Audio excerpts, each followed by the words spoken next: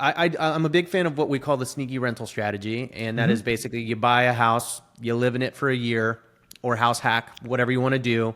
After a year, you turn it into a rental, and you go buy another property. Sure. And if you do that, you could theoretically have 10 houses in 10 years. It's a little bit harder than that, but you could have 5 in 10 years at a minimum. Sure. But the premise of that is that you can rent the property at a market rate that would either break even or cash flow. And I think a lot of people today are having a tough time doing that, like getting their, being able to pay off that mortgage with today's rates and prices.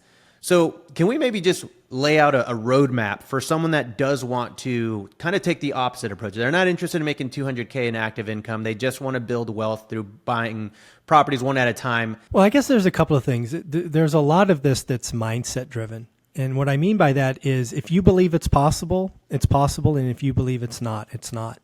We're both content creators, and I could spot a doomer a mile away, right? They just come in with 1,000 excuses. And Rob, I'm not in the convincing business. If you don't think it's possible, I don't care. It doesn't matter to me. Yeah. The rules of getting wealthy haven't changed in hundreds of years. And here they are. There's only 3 steps. Step 1, you have to grow disposable income. You can do that one of 3 ways. You could do that the Ryan Pineda, the Alex Hormozi way, grow active income. If you are that unicorn, go bananas. Number 2, you can do what I did. Somebody who was living, spending every dollar paycheck to paycheck. Olivia and I chose to audit our expenses, and we lowered our expenses 50%. So we had disposable income that grew. Or if you're that unique person, you could do both. But at the end of the day, step 1 is you have to create disposable income. Now, one of the great ways in today's era is house hacking, whether that's house hacking duplexes or bedrooms or whatever you choose to do.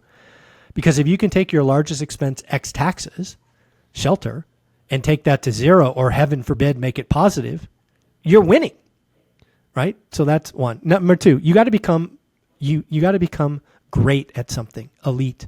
And that's where you're elite, right? I've talked to people knowing that we were going to have this conversation. You don't just do Airbnb. You do Airbnb top 1%, unique experience. You think about the whole thing. It is your chosen craft. And if you're going to become elite at something, you're going to win. And then the step 3 of getting wealthy is it takes a decade. It just takes a decade. I'm not talking about getting rich tomorrow. I'm talking about getting rich in a decade. So it's a full season. So back to your point. When we talk about buying today, and back to the mindset, what's really funny for people, Rob, is they don't understand that today is a lot easier to buy great deals than it was 2 years ago. Why is that? Because 2 years ago, you had to pay list price or more, waive conditions, spend over. It was a crazy market, right? Heaven forbid you were an FHA buyer or a VA buyer, you would be ignored.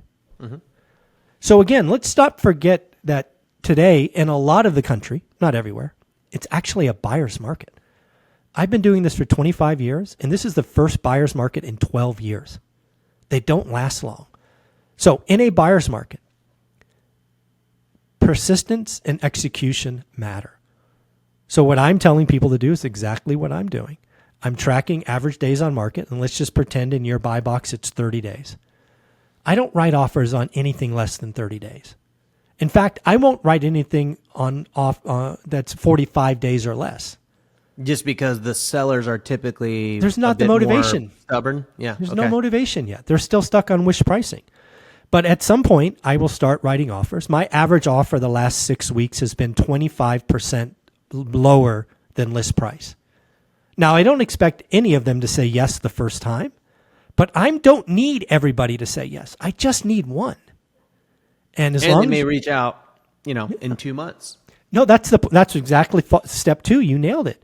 I've been doing this a long time, and I've never got one of my disrespectful offers accepted the first time. Sometimes it's the 3rd. Sometimes it's the 5th. You never know when that motivation changes, because a seller only has 3 choices. They can take it off the market, they can sell it to someone else, or they can sell it to you. Those are the only 3 options. And if you're the only person coming, option 2 is not there. They can take it off the market or sell to you. And that's what's special about a buyer's market. And now buyer's markets are not only about price. I am seeing more seller financing options than I've seen in the last decade. And you can write two offers. You can write a cash offer and you can write a seller financed offer. Mm-hmm. So what I want most people to realize is stop the negative thinking. Just be willing to do the work, willing to run the numbers. It's easier to cash flow today than it was 2 years ago because you just write for a better price. You only write offers that make sense. So you're saying it was harder to cash flow 2 years ago because people Prices. were paying 20, They were 30, just 40, stupid. 50,000 over. Yeah. Today, you got a 380 house. I'm not opposed to writing a 290 offer and be willing to go to 299. I tell people that because it's everybody's just waiting for that perfect time, and I think it comes down to analysis paralysis, where they're like, "Let's wait for interest rates to come down." And I'm Well, you know when well, when the perfect time is? Let me tell you this. It's a 3-step process. Less competition, more supply, more motivated sellers. so 2025 basically, Hello, or 10 years ago. Yeah, always 10 years ago. Always Yeah, that's 10 the Fair first enough. answer. Yeah. Fair enough. 10 years ago. No, I agree. I mean, when someone says that I want interest rates to come down, I'm like, what you're saying is you want the landscape to be more competitive, and then you're not going to want to do it again because everyone's competing and offering over asking, and then you're going to wait for interest rates to go up and then competition to go down. So it's kind of the same. No. It's just like, are you willing to hop into the water? Yeah, I don't know why people don't understand, Rob, that buyers make the market. Buyers make the market. So again, the earlier example, a 380 house, I'll write it at 290 all day long and not feel bad about it. And then, oh, by the way, let's just say you get it at 299 or 305 or 315 or whatever it is. It still cash flows. And then heaven forbid, 3, 4, 5 years from now, rates go down. You can refi it and, increase the cash flow again. But always write it so it cash flows today. And the last thing I'll say I've learned after 25 years, and we're seeing a lot of this in the syndication space today, is it's always the debt structure that blows people up, right? The GFC debt structure, right? Short-term ARMs, ninja loans, these, neg AMs, all that stuff, toxic debt blew up. Today we're seeing the multifamily area, which I'm excited about, blow up because of all this bridge debt and syndicators who overpaid. And again, it's always the debt that blows people up. So don't make that mistake. Don't marry the house and date the rate nonsense. I hated that when I came out 2 years ago, and it's not paying off for anybody that did that.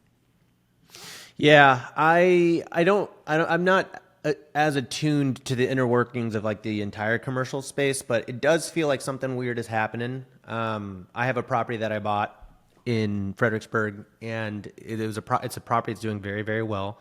For 13 units, it's the best deal of my life. I'll put it that way. Nice. And every bank said no, every single one, until the very last one said yes. But like, I'm talking every banks that didn't know me, banks who knew me, banks who were like, oh my God. Now, was this a purchase or a refi when you were getting it was a purchase. Wow. And they were, and I'm telling you, dude, we're talking like 6 figures of income on 13 units. Nice. So it was almost too unbelievable for banks, but they were like, yeah, this is a good deal, but we can't do it. And then they would kind of shut the door and give me ominous answers. And right. I talked to a banker who, bit more on the inside. He goes, yeah, there's a lot of multifamily and commercial debt that's about to be. There's $1 trillion. Yeah, $1 trillion. Trillion bucks. Yeah. About to come due. Yes. He's like, so I think a lot of lenders are keeping their powder dry. Money.